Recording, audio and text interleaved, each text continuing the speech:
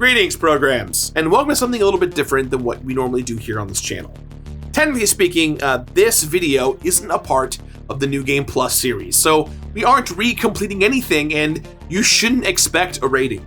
But it is part of the original Lost set of videos. I am nostalgic, however, and want to look back at one of my earliest videos, my visit to Flynn's arcade in Disney's California Adventure.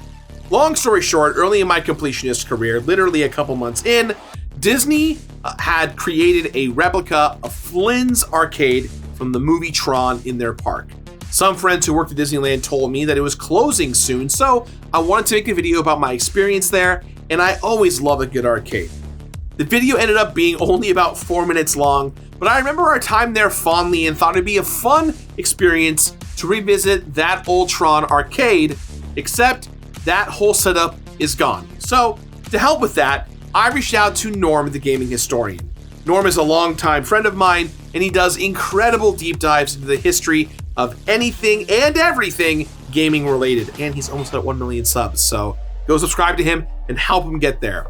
We're so grateful to have him here as we jump into the complete history of Flynn's arcade and the legacy of Tron. The original Flynn's arcade was a fictional setting from Disney's 1982 movie Tron. The sci-fi adventure was a financial success, bringing in $50 million at the box office. It also received praise with film critic Roger Ebert, describing it as a technological sound and light show that is sensational and brainy, stylish and fun. But even though Tron is remembered for its fantastical cyber world, Flynn's arcade gained an iconography of its own. The arcade was filmed in the historic Hull building in Culver City, California. It was only seen once early in the movie when arcade owner Kevin Flynn, played by Jeff Bridges, is talking to his friends about the antagonist group Encom stealing his work. His arcade was the cool hangout spot and really emphasized Flynn's lively personality, especially in contrast to the stoicism of Encom in Digital World, referred to as the Grid. The arcade wasn't a huge part of the movie, seeing as the main plot takes place on the Grid, but it made its mark in the Tron community, to the point that countless fans have made the trek to visit the arcade's filming location in Culver City. The building has been renovated as a restaurant since 2008, but that hasn't stopped anyone from visiting to claim they've eaten at Flynn's arcade, garnering such Yelp reviews from elite Yelp squad members as "great place for a weekend brunch, was seated in the covered outdoor patio." And also, the shishito peppers are great. They have a really good seasoning sprinkled on too. Both were 4-star reviews. The late 2000s and early 2010s served as a kickoff for 80s remakes. In this era, we saw the revitalization of a lot of classics like RoboCop, The Karate Kid, and The A-Team. However, Tron Legacy, released in 2010, was a sequel. But despite almost 3 decades having passed since the original release, Tron Legacy, for the most part, can be enjoyed independently without any real context of the first film. Once again, Flynn's arcade is only seen in the beginning of the film. This time, Sam Flynn, played by Garrett Hedlund, visits the arcade in search of his father before similarly getting digitized into the Grid for the rest of the movie. And at the time of release, a whole generation didn't have easy access to the original Tron movie, or even arcades. With the rise of home console gaming, most arcades were shut down in the late 80s and early 90s. On top of that, Tron didn't have a strong presence in the public eye after its release beyond the occasional pop culture reference, most often in animated shows like Dexter's Lab and The Fairly OddParents. Tron's most notable nod was its appearance in Kingdom Hearts 2 in 2005. But beyond PlayStation owners, Disney needed a way to help new and old audiences to get familiar with the world they were creating. So, on October 8th, 2010, a new nighttime event premiered at Disney's California Adventure, known as ElecTRONica. It was a pop-up event to promote their upcoming film, Tron Legacy, which was released in theaters on December 17th of that same year. ElecTRONica was something of a spiritual successor to GlowFest, which premiered earlier that year on June 11th. That was one day after the World of Color first opened up.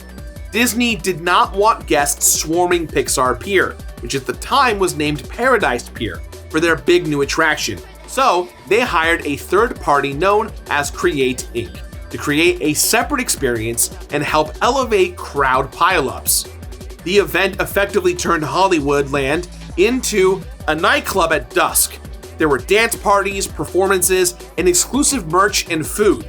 Sure, there were some comments and reviews that criticized the event for being too adult-oriented, and having no cohesive Disney theme, Glowfest was generally seen as a success. With success in tow, Disney took the template of Glowfest and recreated those similar fixtures, this time making sure they were tightly themed around Tron Legacy. There was still a club scene featuring performers like Laserman, a small eatery called End of the Line Club, named after its movie counterpart from Tron Legacy, as well as a sneak peek of the upcoming movie, even a light cycle display. But at the heart of it all was Flynn's Arcade. Located in the Stage 17 building in Hollywoodland was a near identical recreation of the location from the film. Inside the arcade, guests could play 37 classic games like Battlezone, Centipede, Frogger, Donkey Kong Jr., Pac-Man, Punch-Out, and Pole Position, all for only $0.25 each. Additionally, there was a cabinet that housed Tron, and another cabinet called Space Paranoids. The Tron arcade cabinet was released shortly after the original movie debuted. Developed by Bally Midway, the cabinet housed 4 sub-games inspired by scenes from the film. During development, there was also a proposal for a first-person game with vector graphics to simulate 3D, technology we would see later in the failed Nintendo Virtual Boy. The vector graphics game was ultimately scrapped because producing 4 minigames was a more feasible scope to achieve by their deadline. And so, players could play the 4 games, IO Tower, MCP Cone, Battle Tanks, and Light Cycles. Electronic Games awarded Tron Coin-Operated Game of the Year and reportedly brought in about $45 million.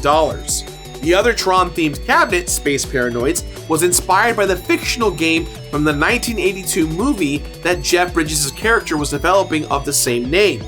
The real-world cabinet was developed for San Diego Comic-Con 2009 and paired with an ARG developed by 42 Entertainment, where guests could participate and uncover lore between the 2 films to eventually play Space Paranoids online. The AR component never made it to California Adventure's ElecTRONica event, but the 2 of the cabinets did. Unfortunately, unlike the Tron cabinet, which sold about 800 units, Space Paranoids had a much more limited release, only appearing at the aforementioned Comic-Con 2009 and ElecTRONica event. So in the original video that I made, I went to Flynn's Arcade and I played at the Tron arcade cabinet that was there. And when I set the high score on the 4 minigames, the lights began to flicker and the trailer for Tron Legacy played on the big screen. Now, just to be clear, it would play this trailer every few moments whenever anyone played the game, but when I triggered the high score, it also did this. It was really campy, but like most attractions in Disneyland, the over-the-top showiness brought the experience to life. Overall, ElecTRONica was viewed as a massive success. Originally, the event was only scheduled to run until April 16, 2011, but after Labor Day, Disney announced they would extend its runtime for an additional year, with only minor adjustments to the event ElecTRONica, and by proxy, Flynn's Arcade remained in Hollywoodland until closing on April 15, 2012. 2 months later, a similar Alice in Wonderland themed nighttime event called the Mad Tea Party took its place. There's no way to measure exactly how ElecTRONica affected sales of Tron Legacy, but it's hard to argue that the impact was not positive. With a budget of $170 million, Tron Legacy was a financial success, earning over $400 million worldwide. Even if we factor in inflation, that was significantly more than the original's box office run, which again was $50 million. However, despite successful ticket sales, reception was mixed. Similarly to the original 1982 film, audiences and critics lauded its presentation, but panned the film for its plot. Roger Ebert returned to share his thoughts on the sequel. He loved the architecture and Daft Punk's inclusion, and then went on to describe the plot as a catastrophe, shortchanging the characters and befuddling the audience. He went on to predict that the film would have a strong opening, but quickly lose staying power in the cultural consciousness once the immediate fanbase watched the sci-fi adventure. And while Ebert's assumptions about Legacy's financial performance were accurate, this wasn't the end of Tron's pop culture run. As we mentioned earlier, ElecTRONica was extended for an additional 2 years past its original closing date. But following Tron Legacy, we continue to see Tron-related media pop up. Kingdom Hearts Dream Drop Distance revisited the grid, this time updating the plot and aesthetics to match Tron Legacy. We also saw a 3D animated show called Tron Uprising that was relatively well received. But of course, it would not be the complete history of Tron if we did not mention the Tron Light Cycle Power Run. On June 16, 2016, the new Tron attraction opened in Shanghai Disney with its brightly lit canopy standing as the centerpiece of the park's Tomorrowland. This was the first Tron-themed attraction in Disney parks since ElecTRONica closed in 2012. As the name implies, guests ride on the iconic light cycles traveling under an outdoors illuminated canopy before entering a dark room experience similar to Space Mountain. With a Tron-style twist, of course. Once the audience enters the digital world, remixes of Daft Punk's score play as you race against enemy light cycles. Since its debut in 2016, Light Cycle Power Run was the fastest ride in any Disneyland park, clocking in at a top speed of 59 miles per hour. It was only on May 27th of this year that the new Guardians of the Galaxy Cosmic Rewind ride took that title, barely outspeeding Light Cycle Power Run at 60 miles per hour. In 2017, Disney revealed plans to bring the Light Cycle Run to Florida's Walt Disney World in 2021. The opening, unfortunately, was met with repeated delays. However, on January 10th of 2023, Disney Parks announced that the attraction is set to open on April 4th in Magic Kingdom this year. Shifting from the broad to the more personal, revisiting my old Flynn's Arcade video reignited my interest in the Tron franchise. The films may not be regularly discussed in any current year by any means, they've been regularly referenced in other media, so that spirit lives on. Hell, I even used Tron Legacy as inspiration for my own one-man show, which, by the way, tickets are still available at Boston at PAX, so please come to that. And every now and then, it's great to fire up and watch the newer film with friends, like I did recently with the Super Beard Brothers. I mean, this soundtrack is done by Daft Punk, so it's really good. It is amazing, actually. I probably listen to the soundtrack once a month in my car. There's no news about Disney ever bringing back that attraction, but that isn't to say Flynn's Arcade in California Adventure was a bust. It successfully captured the tone of a hip hangout spot that we saw in the original movie. And while the popularity of arcade gaming has long since hit its peak, it's also an experience that you just can't get with consoles or online games. Places like Round 1 and Dave & Buster's certainly have their place as modern iterations of arcades, but they definitely feel different than the arcades from the 80s. Honestly, I'm just really glad there's been a resurgence in their popularity in the form of barcades. Old school arcades were really their own special place, and sitting down on the couch and playing on your own nice 1080p monitor is great, but there's really nothing like walking up to a cabinet and using the joystick, trackball, or whatever systems they designed to play that game for. Shoutouts to going over to 82 in downtown LA to take on strangers at Marvel vs. Capcom 2 or Street Fighter 2. You know what? It's better than any kind of online lobby you'll experience. As far as the games offered at Flynn's Arcade from all those years ago, they were okay, standard fare. They were the kind of quarter eater games you'd expect from an arcade. I attempted to replay the Tron cabinet games on stream for this video, but the Xbox Live arcade port leaves a lot to be desired. Plus, as arcade games go with no definite end, it lacked a clear completionist criteria. I played the port for probably no more than a half an hour and then turned it off. But those Tron-themed games weren't the reason I had fun at the arcade back then, and it certainly isn't my motivation for making this video now. At the end of the day, that specific arcade wasn't the reason I enjoyed going to Flynn's Arcade in the first place.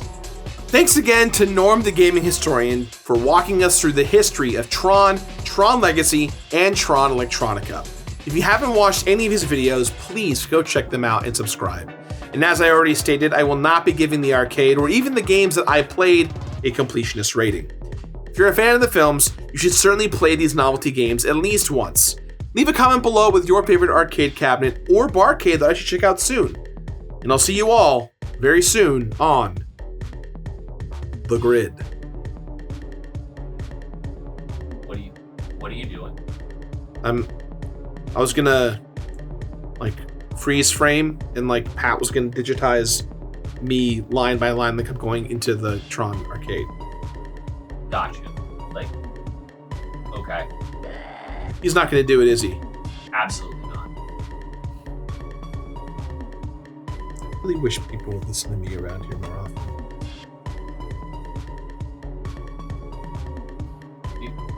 You want a hug? I want to go home.